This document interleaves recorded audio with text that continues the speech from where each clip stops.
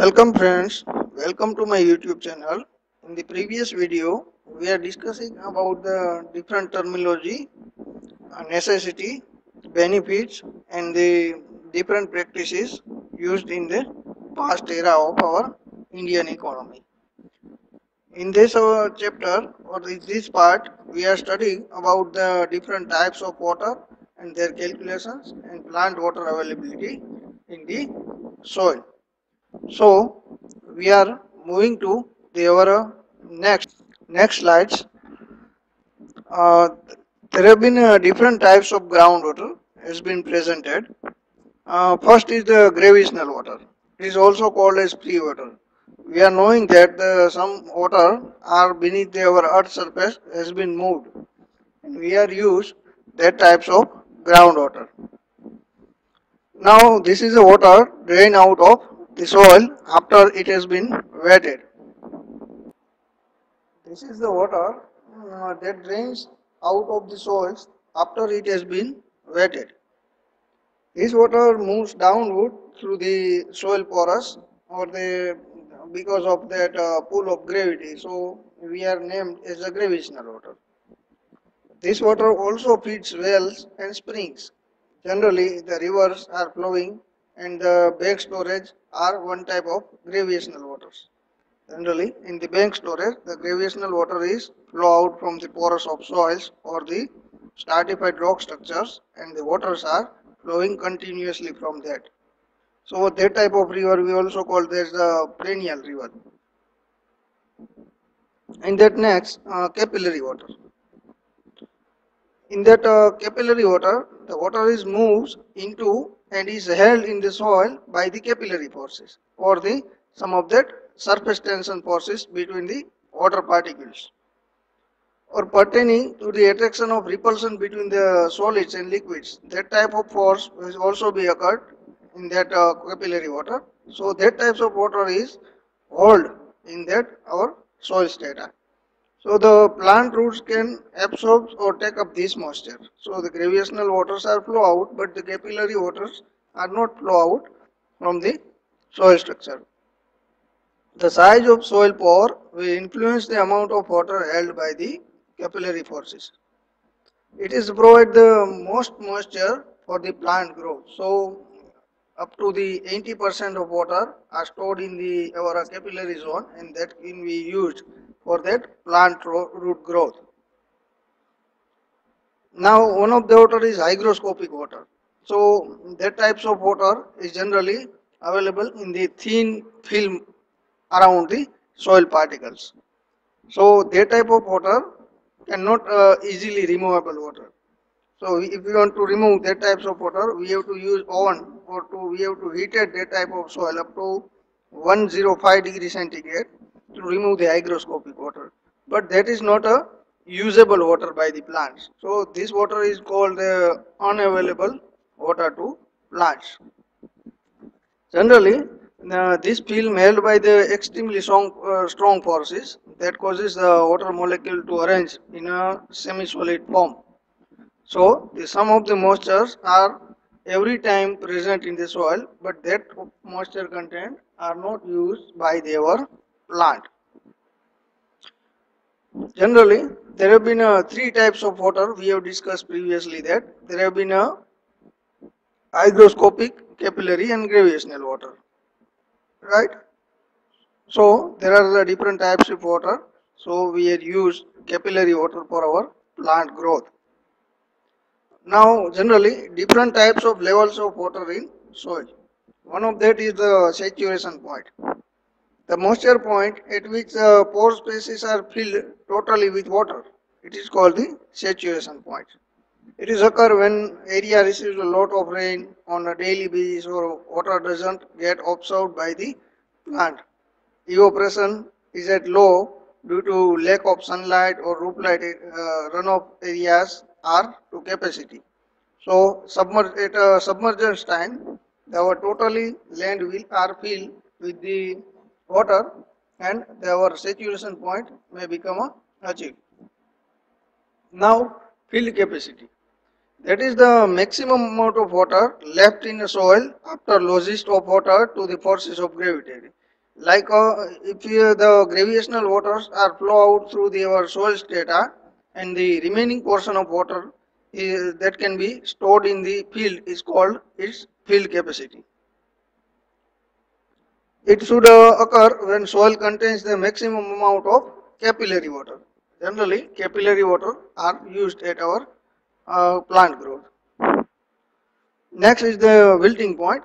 The point at which the plant can no longer obtain sufficient water from the soil to meet its transpiration needs.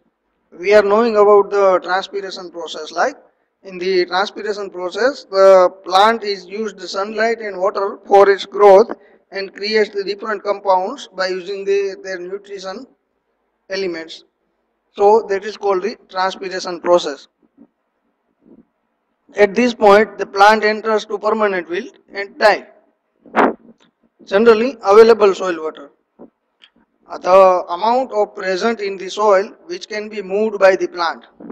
It is designated as a difference between the field capacity and the wilting point. Now, what is the hydrological cycle? From the fifth standard, we are learning that what is the hydrological cycle. In that, one of that phenomena is that from the ocean, water is evaporated.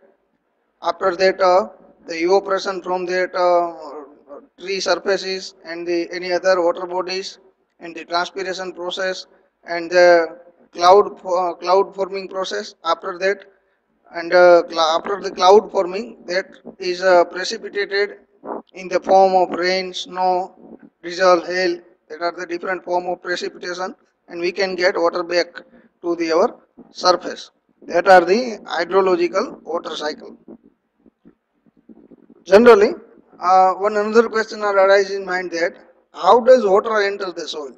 We are extracting the larger quantity of water by using the lift irrigation, but how the water are filling at that deep depth? So through the porous in the soil, the water is penetrated through the porous in the soil. In the sandy soil, the larger porous structures has been available, but generally filled with other material. So there have been also the medium of water, soil to enter the water. Generally, textured soil are larger property to entry of water through that porous space. Generally, clay is a poor permeability of water to enter the water into the soil. Now, our second objective is that explain the relationship between the soil water and plant growth. Now, generally, water holding capacity. We are previously discussed about the field capacity. Generally, it is the soil property which represent the amount of water a soil can retain after it has been saturated by rain and downward movement has ceased. Next thing is the transpiration, the process by which water as a vapor is lost by the living plant. Translocation, it is the process by which the water moves through a plant from the roots to leaves. Next is the wilting point, the moisture content of soil in which the growing plants wilt and will not recover after water is added, like a dead situation, like plant become a totally dry, so that cannot revive after adding the water. Evapotranspiration, that is the very important terminology. In that terminology, two terminology has been combined. First is the evaporation and second is the transpiration. I previously discussed about the transpiration, but evaporation, we are also known about the evaporation. There have been during that metabolic process of that plant, there have been two types of process has been done during that growth phase. One of that adhesion and second one is the cohesion. The attraction of two different molecules, water to soil. The attraction of two similar molecules is called cohesion, water to water. Generally, adhesion is done between the water and soil, and cohesion is done between the water to water particles. and due to capillary action, the plants are extract the water from the soil. Now, generally, water holding capacities of soil is dependent on some of the factors of soil. Generally, it should depend on soil structure, soil texture, and organic matters. Now, what is the soil structure? If the smaller soil particles, the greater the soil's water holding capacity.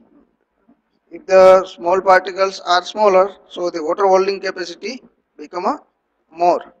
Clay has a more water holding capacity than sand because sand having a larger soil particles. Small soil particles have more small porous or capillary spaces, so they have high water holding capacity. If the large particles that should not have fewer capillary spaces, so that should not contain the larger amount of water, and the most of waters are the gravitational water and they are fluid out from that surfaces. Next is the soil structure. A soil structure is a direct correlation to the amount of water it can retain. Generally, if the soil structure is more porous or impermeable porous spaces or sandwich spaces between the permeable and impermeable spaces, so that should consist a larger amount of water. Next is the organic matter. The organic matter aids in cementing particles of clay, silt and sand together into aggregates which increases the water holding capacity. Next is the decomposition of organic matter also adds a vital nutrient to soil. Now generally in the soil that types of constituent has been presented. Generally 45% of mineral has been presented in soil, 20% of air is presented and 30% water is held. Maximum soil is generally hold the 30% to 30 up to 35% water. So generally 30% water holding has been done in the soil and organic matter content is 5%. Now that is the USDA textile triangle that we have previously studied during the fifth semester in that highway engineering subject. Now some of that technical terminology has been used for calculation of different parameters of soil like bulk density. You are also know about the bulk density. So mass of dry soil upon volume of soil sample upon particle density is called mass of dry soil upon volume of solid is called particle density. Generally for that bulk density 1.1 to 1.6 gram for the soil and for the particle density is 2.6 to 2.7 gram per centimeter cube. Now the porosity, it is also important terminology for water holding capacity of soil. The volume of porous upon volume of soil, it is called porosity and typical value is between the 30 to 60% porosity has been present in that soil. Next is the soil moisture content. The soil moisture content indicates the amount of water present in the soil. It is commonly expressed as the amount of water present in the depth of 1 meter of soil. Generally, for example, when an amount of water of 150 mm is present in a depth of 1 meter of soil, the soil moisture content is 150 mm per meter. Now see in the picture is soil moisture content is 150 mm per meter means 150 mm portion of water and another portion is soil. Now water in soil, soil water content. Generally mass of water content or the moisture content, we are also called as a moisture content, is equal to mass of water evaporated upon mass of dry soil. It is called soil water content. After that volumetric water content. or void ratio. We also called as volumetric water content. So the volume of water upon volume of soil sample. At a saturation, we are also it's called void ratio.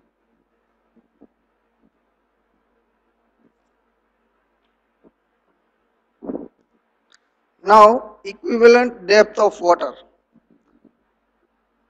So the D is equal to volume of depth, volume of water per unit area of land is equal to theta V upon A is equal to theta V into L. A is equal to theta V into L. So equivalent depth of water theta V is equal to AS into theta M. So the theta M one of the notations that we can use for the equivalent depth of water. Now volumetric water content and the equivalent depth. Generally, wet soil sample has been present minus dry soil sample is called volume of water, or it is also called as equivalent depth. Generally, there have been some types of typical values has been given for volumetric water content or equivalent depth. Generally, soil particles has been 50% present, total pore space is also 50% present, but in that gravitational water is 50%, 15%, medium size porous 20%, very small size porous is 15%. So the available water is 20%. Now there have been different types of water has been available in the soil. One of that gravitational water, unavailable water, available water, and water holding capacity, and dry soil. We are that phenomena previously discussed. For the coarse sand and silt clay loam, there have been a different type of phenomena. For coarse sand, gravitational water is more, and available water is less, and unavailable water is also less. In the silt clay type of soil, the gravitational water is more and water holding capacity is greater, and unavailable water is also more. Generally, there have been different types of constant. It is called soil water constants. For particular soil, certain soil water proportions are defined which dictate whether the water is available or not for the plant growth. These are called the soil water constant, which are described below. Next is the saturation capacity. This is the total water content of soil when all the pores of soils are filled with water. It is also termed as the maximum water holding capacity of soil. At a saturation capacity, the soil moisture tension is almost equal to zero because all porous voids are filled with the water. Next is the field capacity. We have previously also discussed about that. What is the field capacity? Generally, this is the water retained by initially saturated soil against the force of gravity. Next is the permanent wilting point. Plant roots are able to extract water from soil materials which is saturated up to field capacity. However, the water extraction proceeds, the moisture content diminishes and the negative pressure increases. At the one point, the plant cannot extract any further water and wilt. I also said about the two wilting points, temporary wilting points and ultimate wilting point. We are discussing about the temporary wilting point. This donates the soil water content at which plant wilts at daytime but recovers during the night or when water is added to soil. So it is called temporary wilting point. Some of the vegetation having a property of rejuvenation. If we are having a more than 1 year period of dry season, and when the water is available, they become fully rejuvenated. So there will be a greater capacity of wilting.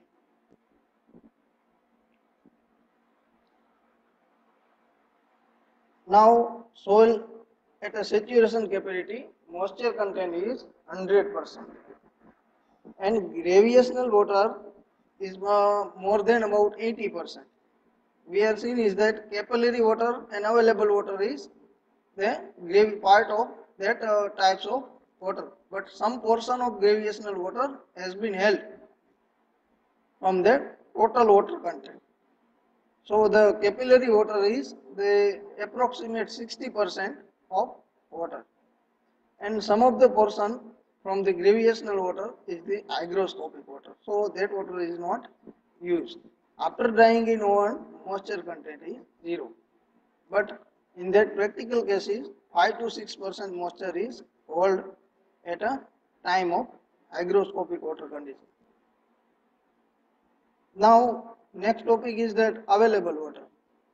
The water held in the soil between the field capacity and permanent yielding. It is called that available for plant use or available water. AWC, or the readily available moisture, it is also called as readily available moisture or available water capacity. That are the two terminology, but meaning is same. Available water capacity is equal to phi Fc minus phi W theta W. We also called as WFC minus WWP. So that is the notation, nothing. You are using that book, your book notation also. So field capacity minus wilting point or moisture content is called available water capacity or available moisture content. It should be measured using field or laboratory method. Like we are using the in our laboratory for moisture content determination methods for determining that moisture contents. Now, field capacity for different types of soil and wilting points for wilting moisture content has been also given in that table for different types of soil, and the AWC also given from the table. So that are the practical example values are given. So you can accept considerable variation from this value within each soil texture. So it should also depend on the structure. So we are using these values by doing the experiments in that actual practices. Now the available water depleted, fraction of available water depleted. How much amount of water is depleted during the sequence of time? So if you want to find that how much amount of water is depleted from the fraction available from the fraction is available. So we are putting that value into that formula. FD is equal to phi Fc minus theta Fc minus theta V upon theta Fc minus theta WP. So theta Fc minus theta V is equal to soil water deficit, like field capacity minus volume, right? So that is a soil water deficit upon theta Fc minus theta WP is equal to readily available moisture. So we can get the depleted moisture content from the soil. Next is the fraction available water remaining. How much remaining? That previous formula is for how much depleted, and this formula is for fraction available. Fr is equal to theta V minus theta WP. So totally available volumetric water content minus wilting point upon field capacity minus wilting point. Now total available water is equal to AWC into RD. Available water content multiplied by depth of plant root zone. Total available water is equal to total available water capacity of soil multiplied by depth of plant root. It is called as total available water. If a soil layer is different from surface to surface, so uh, we are producing that type of equation also. So total available water is equal to AWC 1 into L1. So L1 is the length of thickness of soil layer for that types of strata. Now depth of penetration can be viewed as subsequently filling the soil profiles in layer, deep percolation and leaching. That are the two phenomena has been created during the penetration process. So the deep percolation, water is penetrating deeper than the bottom of the root zone, is called deep percolation. And the transport of chemicals from the root zone due to deep percolation. Water storage in layered soil profile. It is also called as tank theory. Right? It is the one of that representation of model of tank theory. That is the research subject, and one of that model is called tank theory. In that the sum of the soil layer is transfer the water to another soil layer, and another soil layer water transfer to the next soil layer. So it can be storage some of the water, and remaining gravitational waters are fluid out through that layer. Now the water requirements of crop. Generally, there have been a different types of amount of water required for growing the particular crop.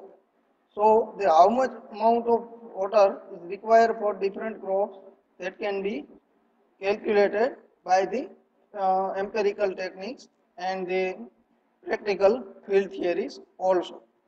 So in this subjects, we are studying about the depth of water applied during irrigation, duty of water and delta improvement of duty, command area and intensity of irrigation, consumptive use of water and evapotranspiration, irrigation efficiencies, assessment of irrigation water.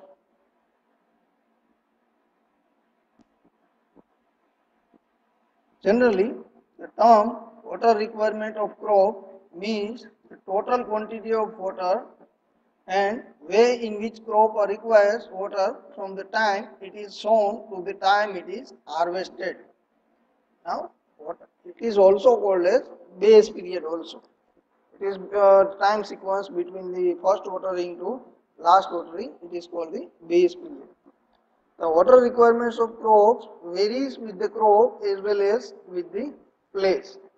The same crop may have different water requirements at different places of the same country. Now, there have been different factors affecting the water requirements.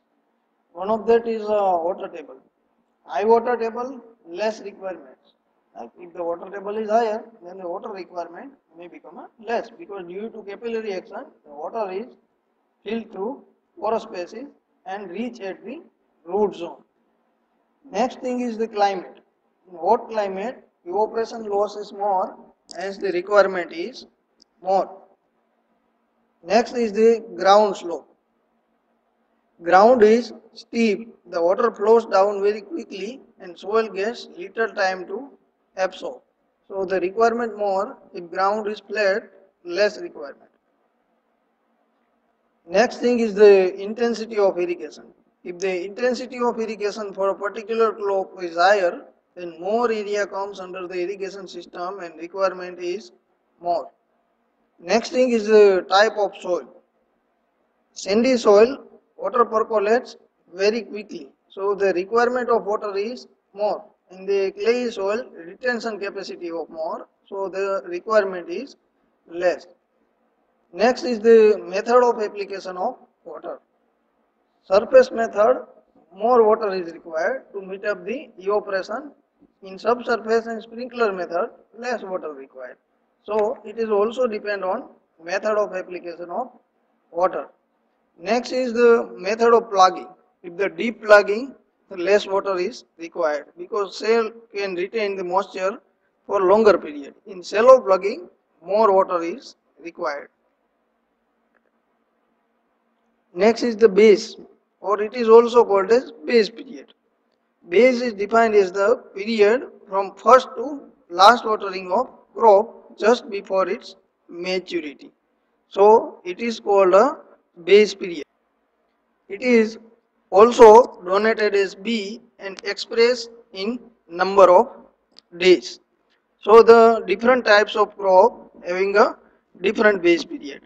Rice, wheat, maize, cotton and sugarcane. So we are stoppage here. We are discussing the next topics like duty, delta, relationship between duty and delta in our next video lecture. I hope you are understanding the different phenomena of irrigation engineering. Thank you.